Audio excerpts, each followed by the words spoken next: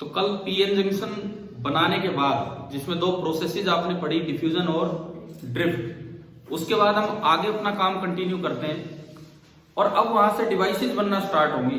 तो जो पहली डिवाइस हमारी होगी वो होगी डायोड।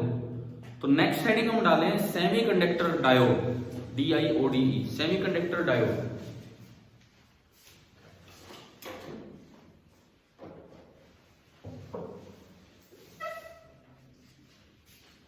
सेमीकंडक्टर डायोड होता क्या है? आपने एक पीएन जंक्शन बनाया, उसके दोनों एंड्स पे आप दो मेटालिक कॉन्टेक्ट लगा दो। डायोड मतलब दो, ट्रायोड मतलब तीन टर्मिनल, टेट्रोड मतलब चार।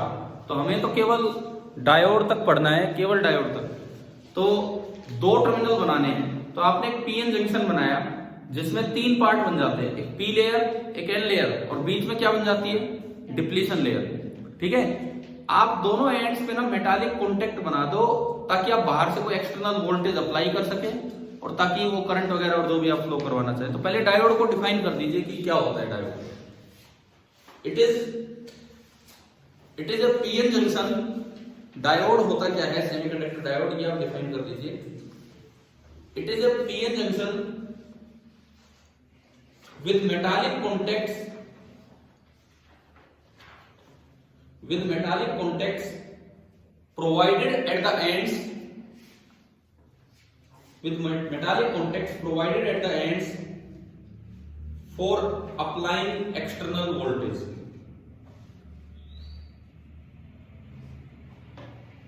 For applying external voltage क्या होता है? देखिए डायोड सिंपली क्या है, आपने सबसे पहले एक पीएन जंक्शन बनाया जैसे हमने कल पढ़ा था उसके अकॉर्डिंग, और इसके तीन पार्ट बन जाएंगे, ये पी टाइप, ये एन टाइप और बीच में ये डिप्लीशन रीजन डब्ल्यू। पी की तरफ कैसी आइंस आई थी? पी की तरफ आइंस नेगेटिव आइंस, एन की तरफ कैसी आइंस आई थी? Positive ions. अब आपने क्या किया, दोनों एंड्स पे मेटल के कॉन्टेक्ट लगा दिए।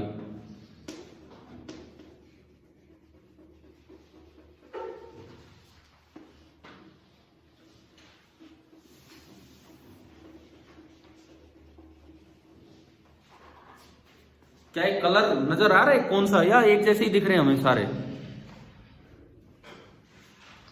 सर आ रहे हैं। कौन सा कलर है बताना, अभी जो यूज किए? येलो। हाँ दिख तो रहा है, इसका मतलब येलो कलर है। ये कलर नहीं था, कोई चौक नहीं था, मैं तो कुछ और ही उठा के लाया। देखो इसमें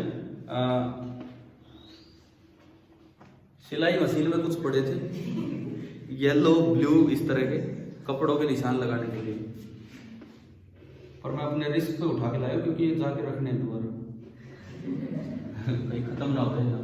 सुनो, ये आपका एक डायोड बना, इसमें आपने ये जो साइड में लगाए हैं ये कैसे कॉन्टेक्ट बना दिए? Metallic contact. और ये जो बने ये इसके दो टर्मिनल बन गए। इसका जो सर्किट सिंबल होता है, वो क्या होता है? देखिए पी रीजन को ट्राइंगल से रिप्रेजेंट करते हैं, सर्किट सिंबल जैसे रजिस्टर का यूं और यूं बना देते हैं।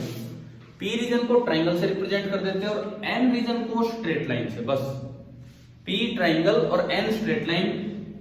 एक टर्मिनल ये हो गया और एक टर्मिनल ये हो गया, और यहां बाहर से एक्सटर्नल सप्लाई लगा सकते हैं। तो ये आपका होता है डायोड और ये इसका सिंबल है। तो इसके अंदर क्या है वो तो कल पढ़ ही लिया हमने, पीएन जंक्शन फॉर्मेशन है, बना लो।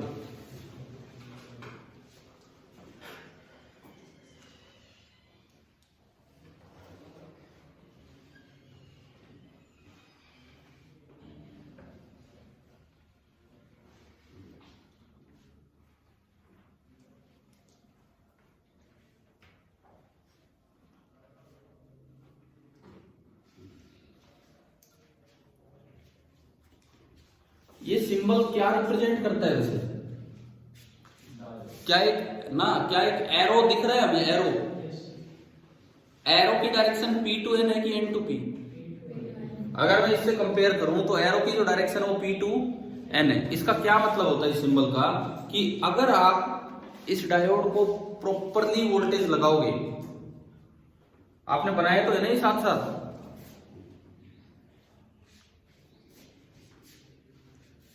अगर आप इस डायोड को प्रॉपर वोल्टेज देंगे तो जो करंट फ्लो करेगा वो किधर से किधर करेगा, N to P नहीं, किधर से किधर करेगा, P to N। हालांकि N to P भी कर सकता है लेकिन उसके लिए अपोजिट वोल्टेज देनी होगी। वोल्टेज देने को हम बोलेंगे बायस, BIAS, बायस करना। बायस करना वैसे होता क्या है, बायस का एक इंग्लिश मीनिंग क्या है, मतलब अगर हम इंग्लिश डिक्शनरी के हिसाब से चले, जैसे क्या होता है, न्यूज़पेपर होते हैं, एक होता है न्यूट्रल न्यूज़पेपर जो अपने विचार ढंग से प्रस्तुत करे, एक है बोल देते हैं कि ये कांग्रेस बायस्ड है, ये बीजेपी बायस्ड है, समझ गए हो कि उसको तो बीजेपी चला रही है, तो ये बायस्ड का मतलब है कि एक तरफ से वो ऑपरेट हो रहा है, तो बाहर से कोई उसे चला रहा है, मतलब एक्सटर्नल वोल्टेज को हम बायसिंग बोलेंगे यहाँ पे, ठीक है। तो यहाँ पे ये लिख दो, the arrow in the symbol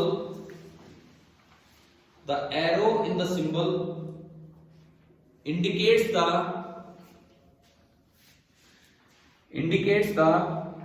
conventional direction of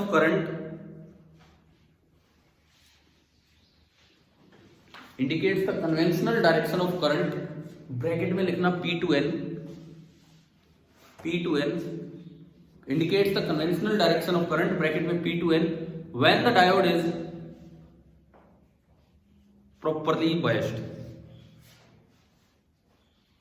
is properly biased,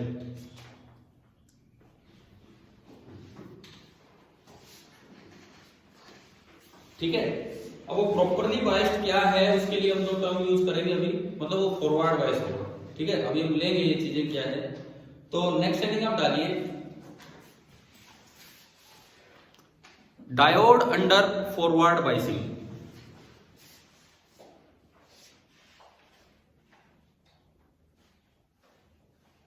diode under forward biasing, यहां से हम डायोड पे एक्सटर्नल वोल्टेज देके स्टार्ट करते हैं आगे काम। Diode under forward biasing. Richa, good morning.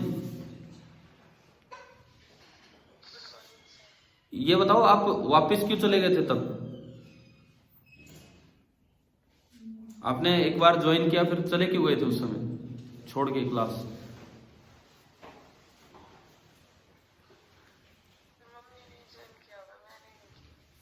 अच्छा, मतलब चलो ठीक है, जिसने भी किया होगा आपका ही नाम आया था उस समय, तो ठीक है, देखते हैं हम। अब हम फॉरवर्ड बायसिंग पे जा रहे हैं। तो फॉरवर्ड बायसिंग का मतलब क्या होगा, ये जो कन्वेंशनल करंट की डायरेक्शन जो दे वही है फॉरवर्ड बायसिंग। तो आप याद रखना, बड़ा आसान है। फॉरवर्ड बायसिंग वैसे तो काम उसका क्या होता है, डिप्लीशन लेयर को खत्म करना, डिप्लीशन लेयर को कम करना, खत्म करना, ये काम किसका होता है, फॉरवर्ड बायसिंग का, ठीक है। अब इसमें क्या होगा कि P को पॉजिटिव से कनेक्ट करूं या P को नेगेटिव से, एक्सटर्नल, कैसे? पॉजिटिव से ही आएगा। कैसे आएगा देखिए, आपको ये खत्म करना है, ये बैरियर खत्म करना है। इधर कैसा टर्मिनल बना हुआ है, ये नेगेटिव, इधर पॉजिटिव। आपको ये खत्म करना है तो इधर पॉजिटिव लगाओ और उधर नेगेटिव लगाओ, नहीं तो आप उसको सपोर्ट कर जाएंगे। तो जो फॉरवर्ड बायसिंग का मतलब है, सिंपल सा मीनिंग ये है कि आपका जो भी डायोड है उसमें आप, मैं ऊपर दिखा देता हूं एक बार, P को कनेक्ट कीजिए किसी बैटरी के पॉजिटिव साइड से और N को कनेक्ट कीजिए बैटरी के नेगेटिव साइड से। और ये जो हमने दिखाया, दिस इज V एक्सटर्नल, ये जो बायसिंग होती है this is known as forward biasing, ठीक है। एक बार ये डायग्राम दिखा दो कि ये फॉरवर्ड बायसिंग है।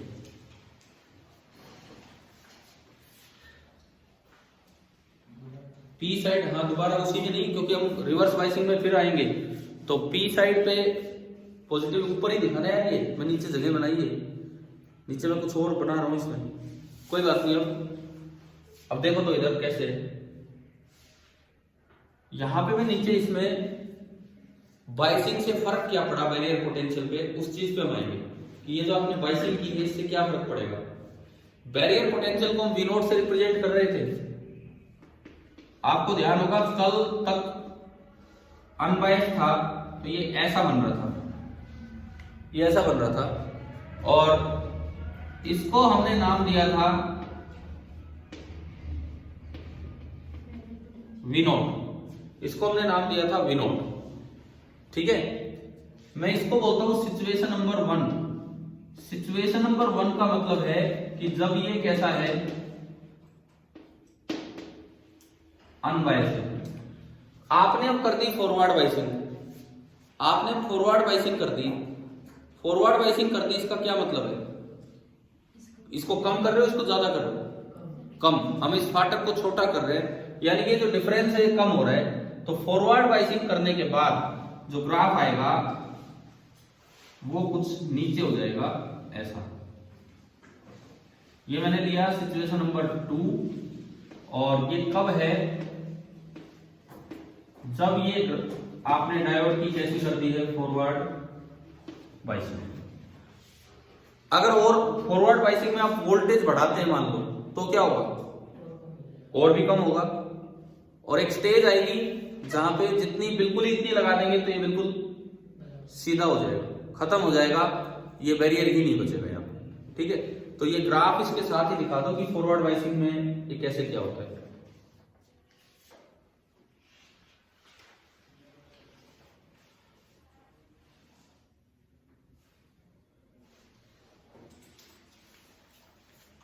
अब अगर वो पहले वाले केस में V नोट था, तो दूसरे वाले में यहां से यहां जगह नहीं दिख रही है ठीक से, तो दूसरे वाले केस में ये कितना होगा बताओ? मैंने V एक्सटर्नल वोल्टेज अप्लाई की है, मैंने V एक्सटर्नल वोल्टेज अप्लाई की है, और पहले वाले केस में V नोट था, यहां पे जो डिफरेंस है। और अभी मैं वो केस ले रहा हूं when V external is less than V note, क्योंकि V एक्सटर्नल अगर V नोट हो गया, ज्यादा हो गया, तब तक खत्म ही हो जाएगा बैरियर। तो अभी आप बताओ ये कितना होगा? ये ठीक है, बोलिए, कोई भी बच्चा बोले कि कितना होगा। अब ये बैरियर की हाइट कितनी होगी?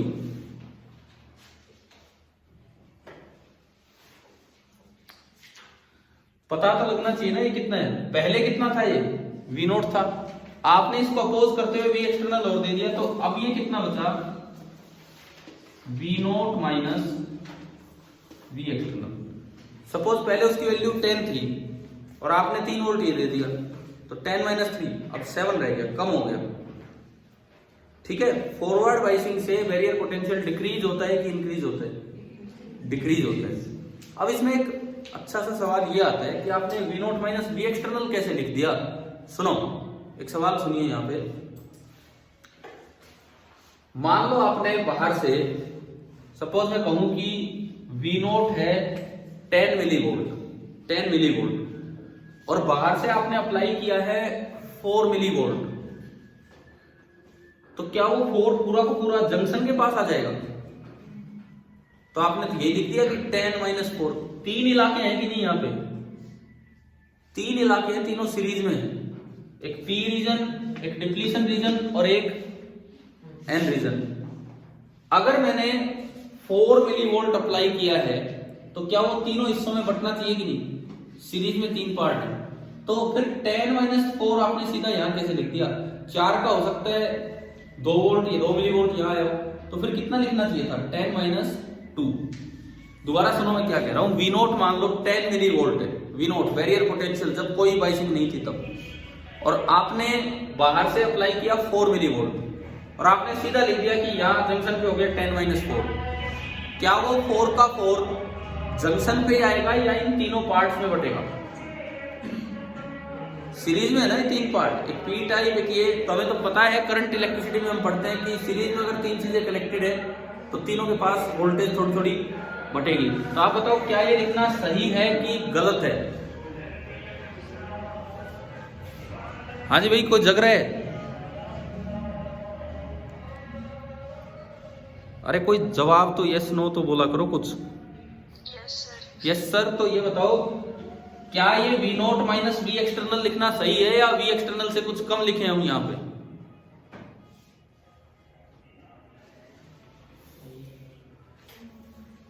तो ये मैं एक्सप्लेन कर देता हूं।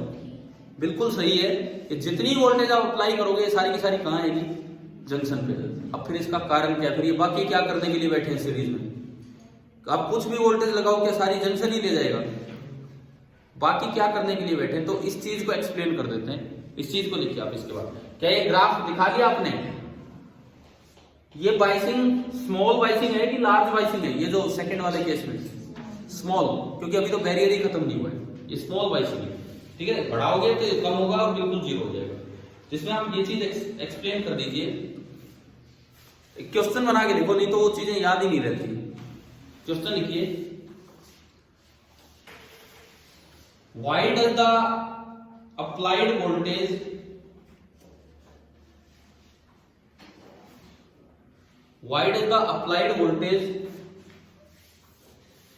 drop mostly across, why does the applied voltage drop, ये अप्लाइड वोल्टेज को ना ऐसे लिख लो,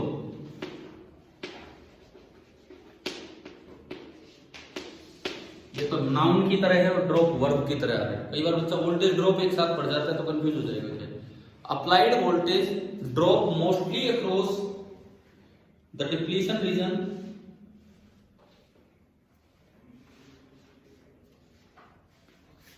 and not across P side and N side, and not across P side and N side.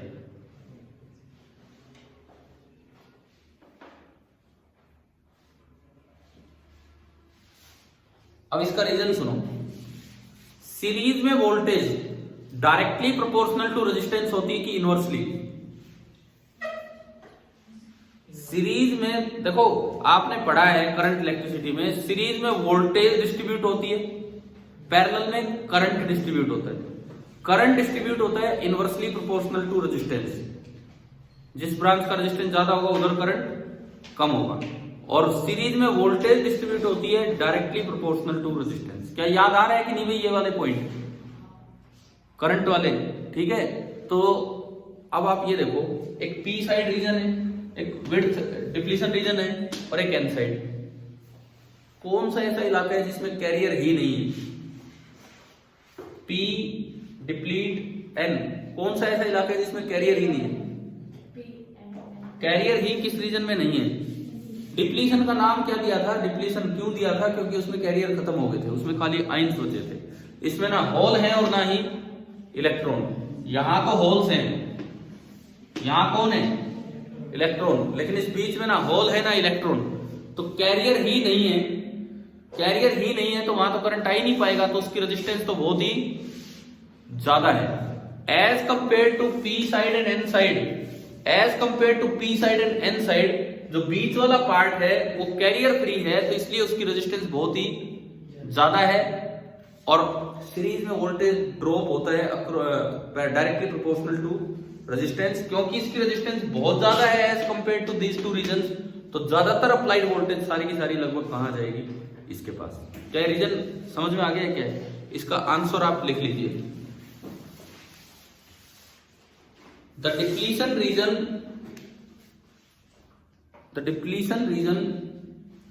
does not have charges, so its resistance is very high,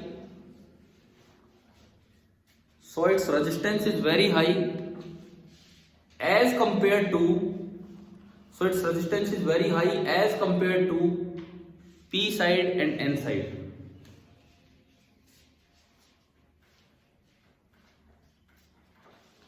ठीक है, उसके बाद in series combination,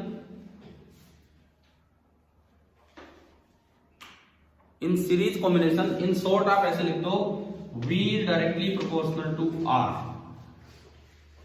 जो voltage बढ़ती है वो डायरेक्टली प्रोपोर्शनल होती है R के। और रेजिस्टेंस सबसे ज्यादा इन तीनों में किसका है? डिप्लीशन रीजन का। So most of the voltage appears across the depletion reason.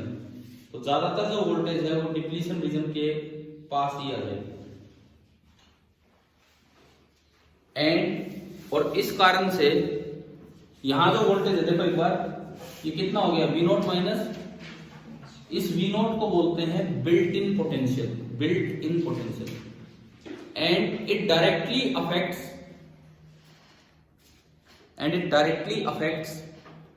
the built-in potential. It directly affects the built-in potential, जो कि आपका ब्रैकेट में V नोट लिख देना। V नोट को ये अफेक्ट कर रहा है। अब बात ये आती है कि मान लो आपने थोड़ा स्ट्रॉन्ग फील्ड अप्लाई कर दिया। अभी तो आपने फील्ड मतलब वोल्टेज, वीक फील्ड अप्लाई किया है तो क्या होगा, और स्ट्रॉन्ग फील्ड अप्लाई किया है तो क्या होगा। मतलब कम वोल्टेज लगाई है तो क्या होने वाला है, और हाई वोल्टेज लगानी है तो क्या होगा। तो अगला सवाल आप लिखिए, थोड़े थोड़े क्वेश्चंस की तरह हम आगे बढ़ेंगे। What is the effect of, next question आप लिखिए, what is the effect of applying a small voltage in forward biasing on the diode।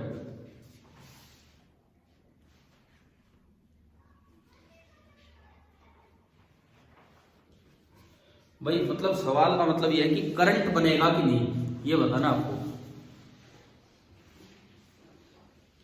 इस सवाल का मीनिंग आप समझ गए हो क्या है, कि आपने अभी फाटक खत्म नहीं किया है, फाटक अभी भी है, करंट बन पाएगा कि नहीं, ये है क्वेश्चन।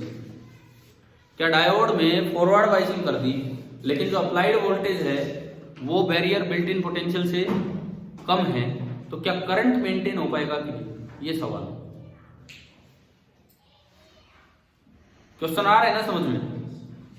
फाटक है, अभी फाटक हमने पढ़ा था कि वो डिफ्यूजन और ड्रिफ्ट को बैलेंस करके रखवा रहा था, तो नेट करंट कितना हो पा रहा था, 0। तो अब मेरा सवाल ये है कि आपने थोड़ा सा सपोर्ट किया है फाटक को हटाने के लिए, फाटक को अपोज कर रहे हो मतलब आप, लेकिन अभी फाटक खत्म नहीं हो पाया है, तो क्या करंट फ्लो करेगा कि नहीं। फाटक तो अभी भी है, फाटक तो अभी भी है, लेकिन वो जो फील्ड है बैरियर पे वो थोड़ा सा क्या हो गया, कम। तो इससे ड्रिफ्टिंग कम हो जाएगी और डिफ्यूजन थोड़ा ज्यादा हो जाएगा। डिफ्यूजन किन का हो पाएगा, जो एनर्जेटिक कैरियर है ना, वो जो पहले रुक रहे थे, पहले तो बहुत एनर्जेटिक तो जा ही रहे थे, इक्विलिब्रियम में हमने पढ़ा था डिफ्यूजन और ड्रिफ्ट करंट दोनों इक्वल होते हैं। अब क्या होगा, फाटक में थोड़ी सी कमी आई स्ट्रेंथ में, तो जो थोड़े से कम एनर्जी वाले थे वो भी अब क्रॉस कर जाएंगे, तो डिफ्यूजन करंट तो बढ़ेगा और ड्रिफ्टिंग जो फील्ड की वजह से हो रही थी वो कम होगी। तो इससे एक स्मॉल करंट मेंटेन होगा, फ्री फ्लो तो नहीं होगा, सारे तो नहीं जा पा रहे, लेकिन एक स्मॉल करंट मेंटेन हो जाएगा। तो लिख लीजिए, इसका आंसर भी आप लिखिए क्या है, लिखो इफ, ये वाला केस लिखो, if V external is less than V note, ये ब्रैकेट मत लगाना, वैसे लिखना, if V external is less than V note, ये यहां लिखा हो बोर्ड पे, if V external is less than V note, the barrier potential is reduced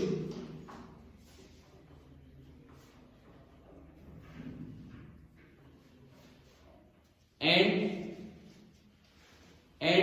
the small number of carriers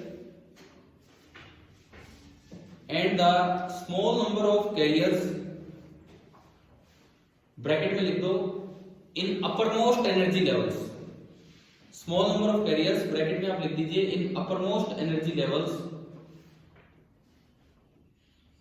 will cross the junction,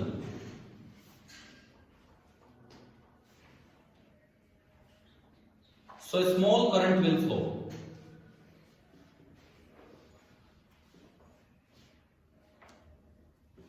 so a small current will flow because last इसी में add कर रहे हैं, so small current will flow because drift current has reduced, drift current has reduced and diffusion current has increased.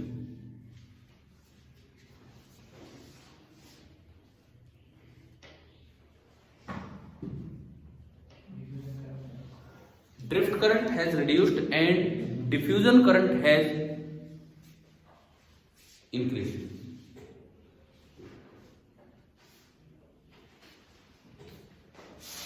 हाँ भी बताओ, क्या ये समझ आ गया?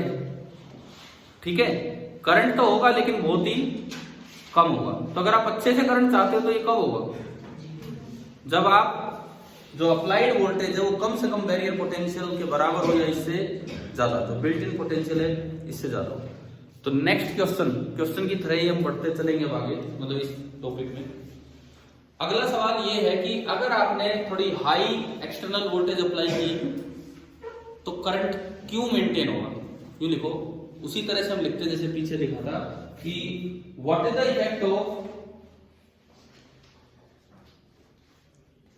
Effect of applying a high voltage, what is the effect of applying a high voltage in forward biasing on diode?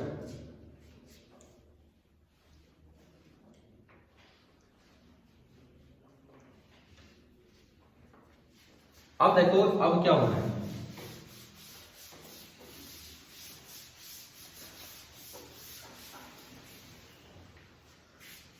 इस बार जो हम इसका आंसर देखें, इस बार जो V एक्सटर्नल आपने अप्लाई किया है वो बिल्ट इन पोटेंशियल से आप ज्यादा लगा रहे हो, ठीक है। तो अब क्या हो रहा है देखिए,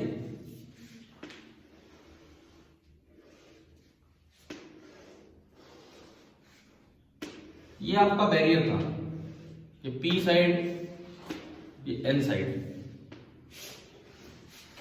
और आपने थोड़ी वोल्टेज बढ़ा के लगा दी। मैं दो बैटरी दिखा रहा हूं इसीलिए, ठीक है। वोल्टेज थोड़ी बढ़ा के लगा दी।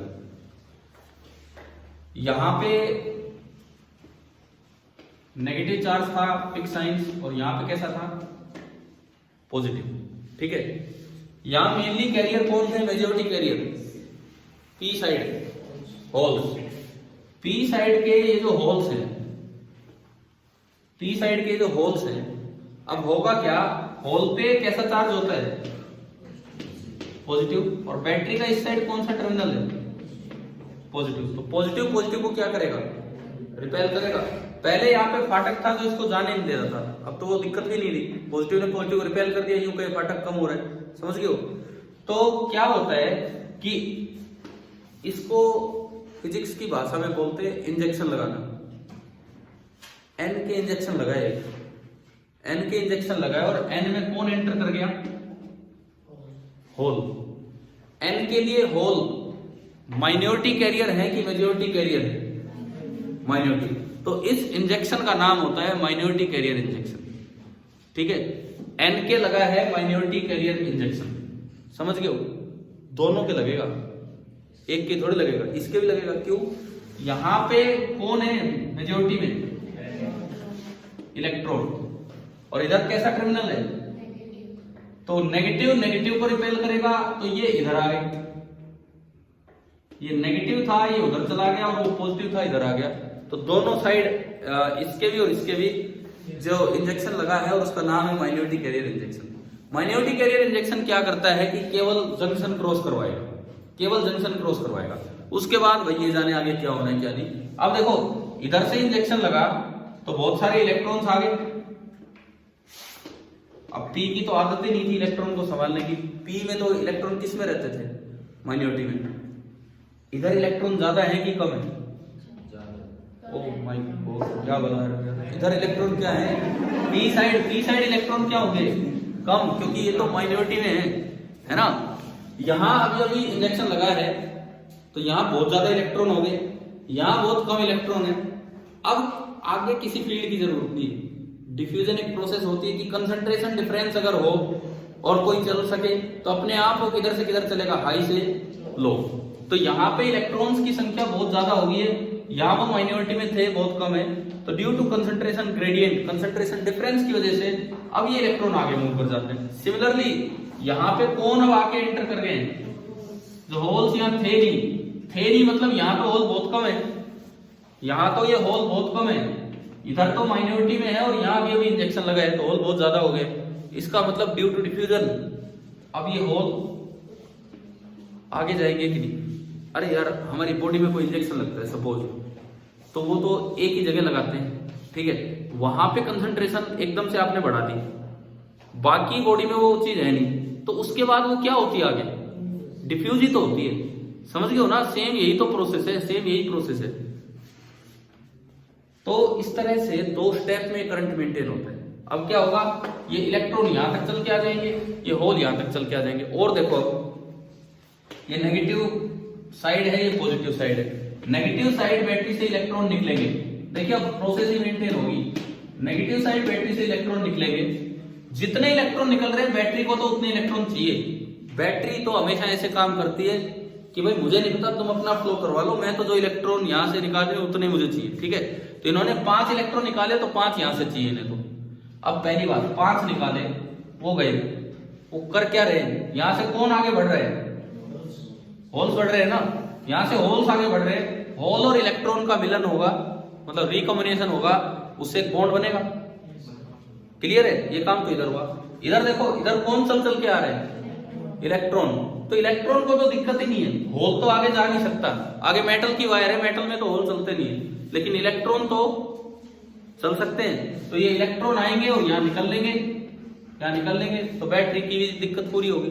तो मतलब सबका एक साइकिल सी बन गई, किस तरह से करंट मेंटेन होता है, क्या समझ आया। तो इसके अंदर मेनली 2 स्टेप है। पहला स्टेप क्या बोला हमने उसको, हाँ मतलब माइनॉरिटी कैरियर इंजेक्शन, और दूसरा स्टेप है diffusion due to concentration difference. क्या करंट फ्लो मेंटेन हो गया।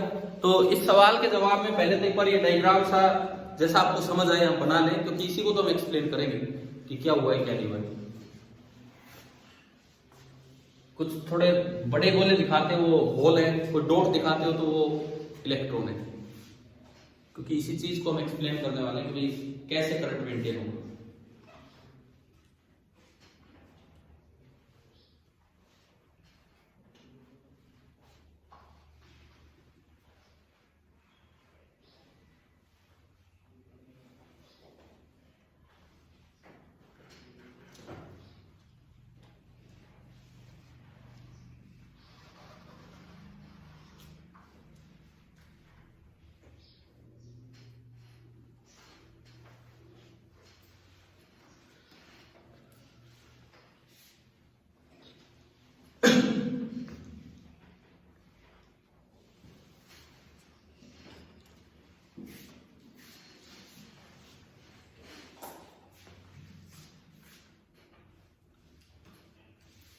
अब एक बार इसको थोड़ा एक्सप्लेन कर दें हम 2 स्टेप में। बाहर वाली चीजें लिखने की जरूरत नहीं, क्या है इसके अंदर क्या हो रहा है वो हमें बताना है।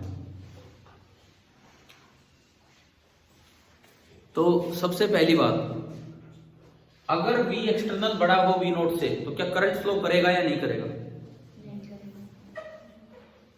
अगर V एक्सटर्नल बड़ा हो V नोट से तो क्या करंट फ्लो कर रहा है कि नहीं कर रहा है, कर रहा है, बिल्कुल कर रहा है।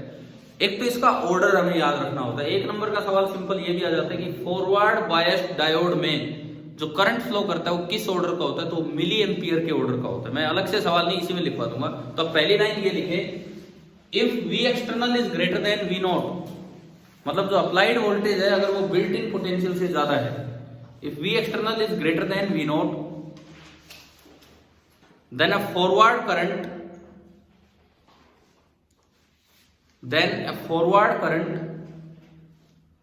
अच्छा उसकी डायरेक्शन क्या है, करंट की डायरेक्शन देखो इसमें P2N है कि N2P, करंट की डायरेक्शन, होल्स आ रहे हैं P2N और इलेक्ट्रॉन आ रहे हैं N2P, तो पॉजिटिव चार्ज आगे जा रहा है, नेगेटिव इधर, तो करंट किधर बना P2N। ये करंट की डायरेक्शन है। फॉरवर्ड करंट ये होता है, फॉरवर्ड करंट ये होता है। और जो डायोड का जो सिंबल है, एरो किस साइड दिखाया जाता है P2N, वो इसी हिसाब से बनाया जाता है कि वो फॉरवर्ड करंट की डायरेक्शन को वहां पे शो करे। ठीक है, फॉरवर्ड करंट ब्रैकेट में लिख दो P2N।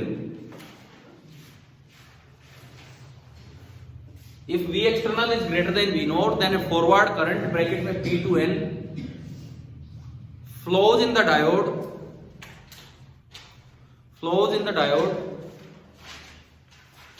which is of the order of,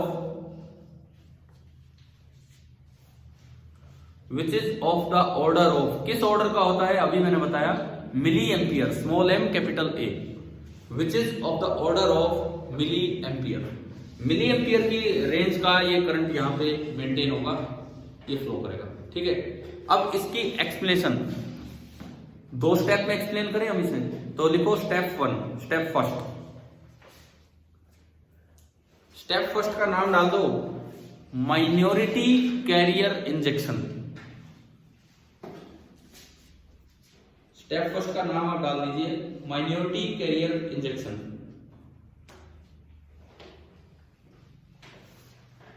इसको एक्सप्लेन कर दो एक लाइन में। Due to the applied voltage, minority carrier injection में आप लिख लीजिए कि due to the applied voltage the electrons from N side, the electrons from n side and holes from p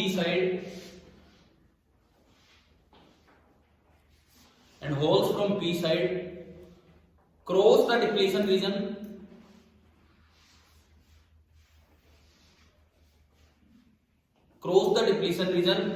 and reach the other side,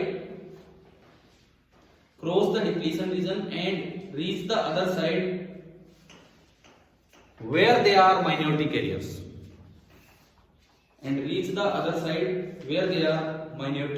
carriers,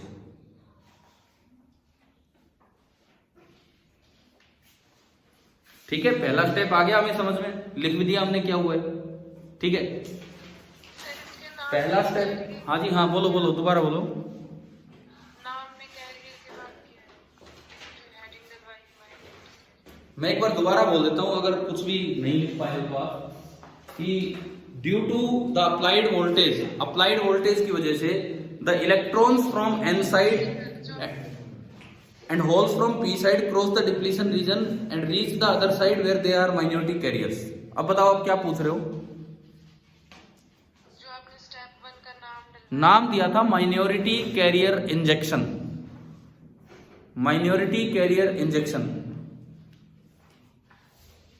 biology वाले students को तो ऐसे नाम एक बार में सुनी जाने चाहिए, आगे यही काम करना है तो वो। दूसरा स्टेप अभी बता चुका, मैं पढ़ा चुका आपको। माइनॉरिटी कैरियर इंजेक्शन तो केवल बाउंड्री तक काम कर रहा है, आगे क्यों बढ़े हैं ये कैरियर? कंसंट्रेशन ग्रेडियंट की वजह से। तो step second, effect of concentration gradient. Step second, effect of concentration gradient.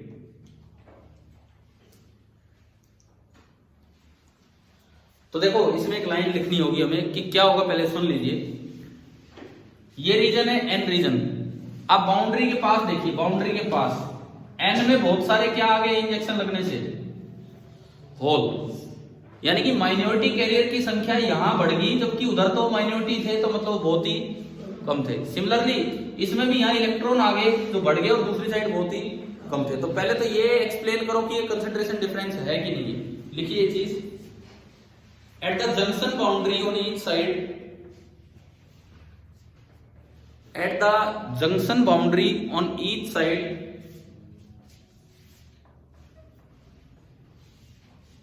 the minority carrier concentration at the junction boundary on each side, the minority carrier concentration increases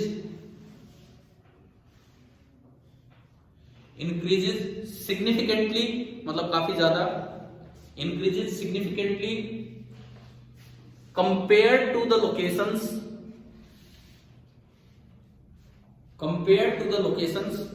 far from the junction, compared to the locations far from the junction। क्या मतलब कि यहां पे junction boundary पे जब आप देखोगे दोनों साइड, तो जंक्शन बाउंड्री पे जो माइनॉरिटी कैरियर थे इनकी संख्या काफी बढ़ गई है as compared to other side की, बाहर के मुकाबले। तो ये तो चल भी फ्रीली चल सकते हैं, तो कोई इमोबाइल आइंस तो है नहीं, और काफी डिफरेंस हो गया संख्या में, तो अपने आप ये इधर से उधर जाएंगे। तो इससे आगे लिखो next line, due to concentration difference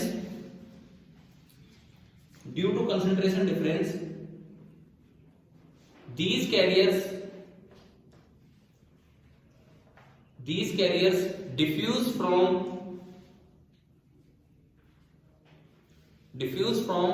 junction edge, ये तो है junction edge EDGE to the other side, junction edge to the other side।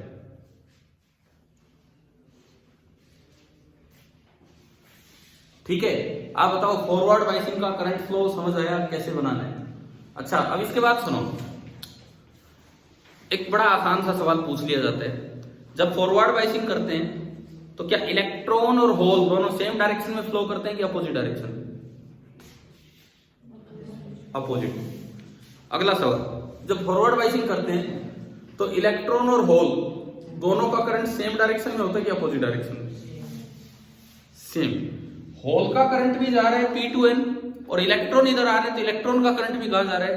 P2N। इसका ये मतलब है कि जो करंट है ना, ये I होल और प्लस I इलेक्ट्रॉन दोनों ऐड होंगे, क्योंकि दोनों करंट की डायरेक्शन क्या है? सेम। ये तो आप डायग्राम के साथ ही लिख के दिखा सकते हो कि क्या है क्या है।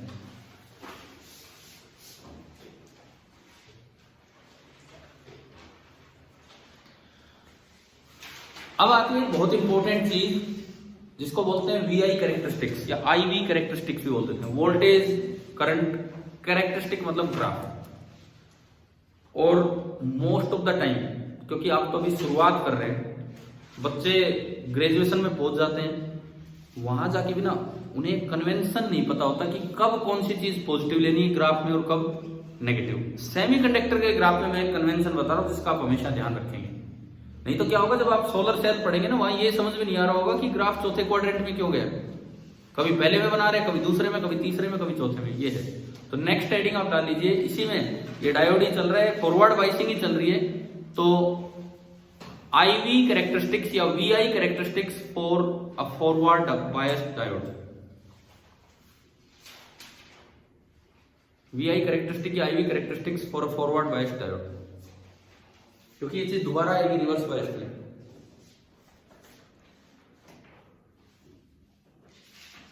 सबसे पहली बात,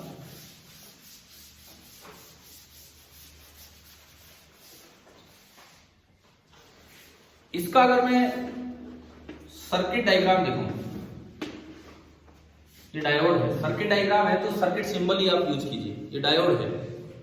फॉरवर्ड बाइसिंग करनी है तो बैटरी कैसे लगाएंगे? ये P होता है ट्रायंगल, P की तरफ पॉजिटिव और N की तरफ नेगेटिव।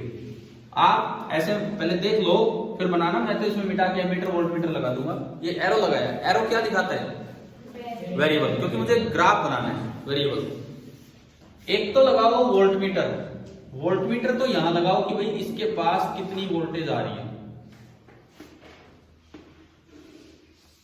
और एक हम लगाएंगे एमीटर, वो सीरीज में कहीं भी लगा दो। अच्छा, इसकी रेंज किस में होती है? एम्पियर में, मिली एम्पियर में, माइक्रो एम्पियर में? मिली एम्पियर में। तो हम मिली एमीटर यहां लगाए, ये आपने लगा दिया मिली एमीटर। तो ये तो इसका सर्किट डायग्राम है। अच्छा, ये वेरिएबल कैसे करेंगे? रियोस्टेट बना के कुछ वोल्टेज दे रहे हैं ना, तो ये तो बना इसका सर्किट डायग्राम। अब बात आती है कि VI कैरेक्टरिस्टिक के साइन कन्वेंशंस क्या होते हैं, जो सेमीकंडक्टर में डायोड के हर एक ग्राफ में आपको फॉलो करने हैं।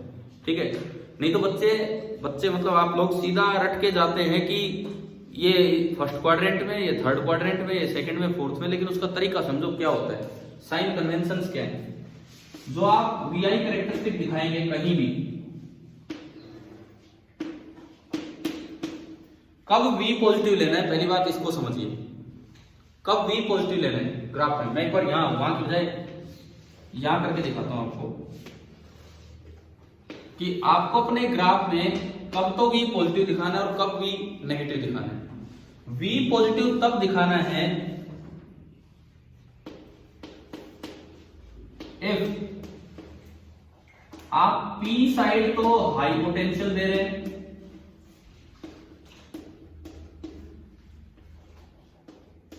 और N साइड कैसा दे रहे हैं? Low potential. P साइड आप दे रहे हैं हाई पोटेंशियल और N साइड आप दे रहे हैं लो पोटेंशियल बाहर से। ठीक है?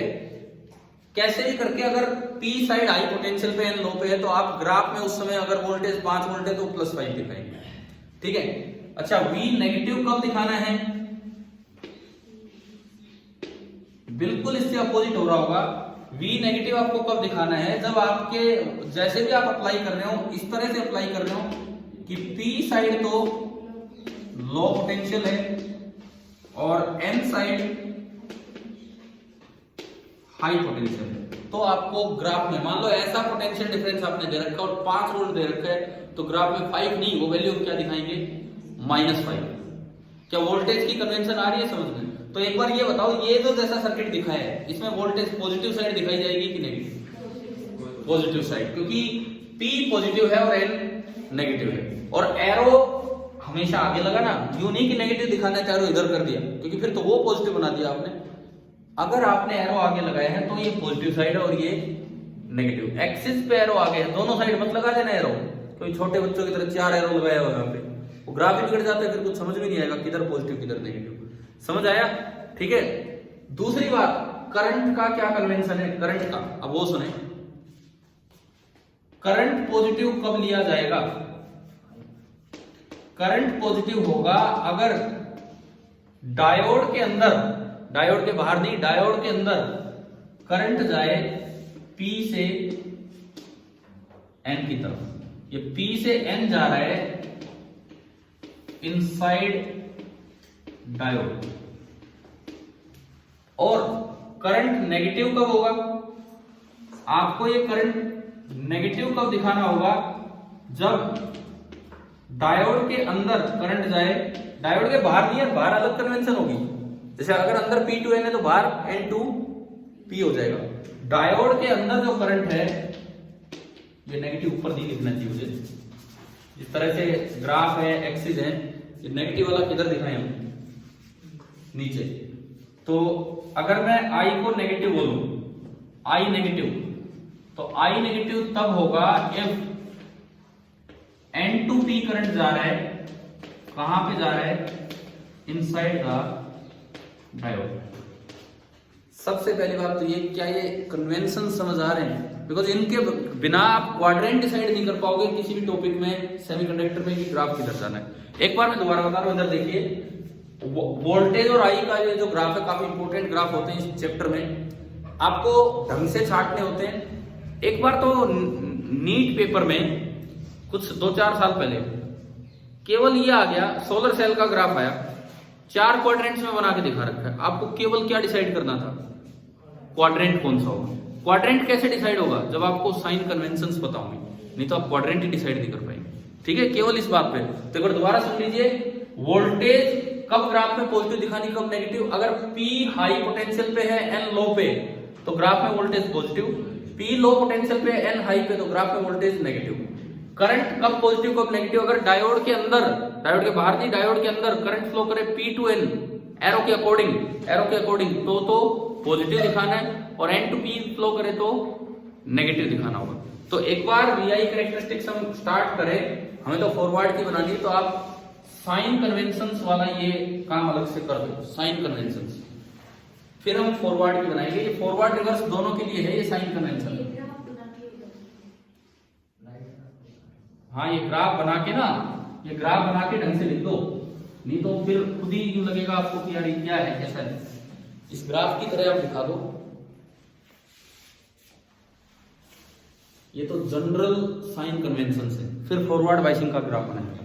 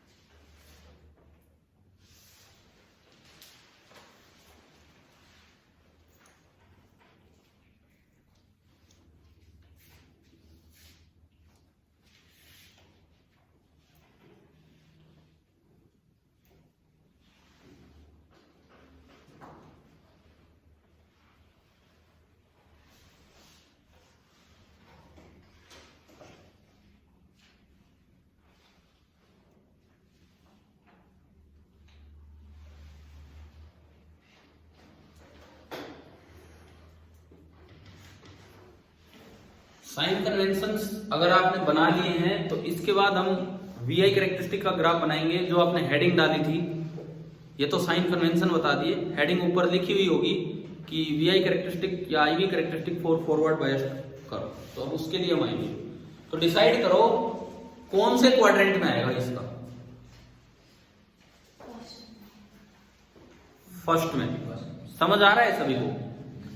देखो इसमें P पॉजिटिव साइड है, P हाई पोटेंशियल पे है और N लो पे है, तो V पॉजिटिव लेना होगा। P हाई है और N लो है, V तो पॉजिटिव होगा। इस समय फॉरवर्ड बाइसिंग में जो करंट है वो एरो के अकॉर्डिंग फ्लो करता है, तो डायोड के अंदर जो करंट जा रहा है वो P टू N जा रहा है। तो P टू N का मतलब है ये वाला, कहा गया, हाँ ये पॉजिटिव, तो इसका मतलब ये भी इधर ये भी इधर, तो फॉरवर्ड बायस डायोड का ग्राफ जो बनेगा वो कौन से क्वाड्रेंट में बनेगा, फर्स्ट। क्या ये चीज आपको समझ आ गई है कि नहीं, कैसे डिसाइड करनी है? ठीक है, तो फर्स्ट क्वाड्रेंट, केवल फर्स्ट क्वाड्रेंट में उसका ग्राफ बनाते हैं, उधर दिखा रखे, बढ़ा के यूं भी दिखाना, ताकि यूं तो लगे कि हमने 3 क्वाड्रेंट खाली छोड़े, नहीं तो यूं लगेगा ये तो वैसे ही ग्राफ ऐसे दिखा रहे हैं। अब ये जो ग्राफ होता है ये लगभग ऐसा होता है कि शुरू में तो ना के बराबर करंट होता है और फिर बहुत ही शार्प राइज होता है करंट में। ये तो बहुत ही कम करंट है, बहुत ही कम करंट, नेग्लेजिबल करंट। ये कब तक है? ये जब तक फाटक खत्म ना हो। हमने पढ़ा था जो अपर मोस्ट एनर्जी लेवल के थोड़े से है बस वो क्रॉस कर पाएंगे, करंट तो होगा लेकिन वो नेग्लेजिबल होगा। इस वोल्टेज को बोलते हैं थ्रेशोल्ड वोल्टेज, VTH, या नी वोल्टेज, VK। ये थ्रेशोल्ड वोल्टेज VTH या नी वोल्टेज VK या कट इन वोल्टेज, कई नाम इसके। ये जो है जिसके बाद करंट शार्पली राइज करता है, थ्रेशोल्ड वोल्टेज या नी वोल्टेज या कट इन वोल्टेज। और इसकी वैल्यू, इस नी वोल्टेज या थ्रेशोल्ड वोल्टेज या कट इन वोल्टेज की value for silicon diode nearly होती है 0.7 volt and for germanium diode 0.2 volt. और सिलिकॉन डायोड, ये लिख लेना इसमें, ये जो VTH है या V नी वोल्टेज है, सिलिकॉन डायोड के लिए 0.7 वोल्ट एंड जर्मेनियम डायोड के लिए 0.2 वोल्ट। आप इन वैल्यूज को EG से कंफ्यूज मत करना, हम 2 वैल्यू अलग से भी याद करते हैं। EG की वैल्यू लिखी थी हमने एट रूम टेम्परेचर, लेकिन ये V0 की वैल्यू है। प्रैक्टिकली तो ये उतना ही होता है जितना वो बैरियर बिल्ट इन पोटेंशियल था। प्रैक्टिकली ये लिख दो VTH is nearly V0, V0 मतलब बिल्ट इन पोटेंशियल जो था उतना ही होगा।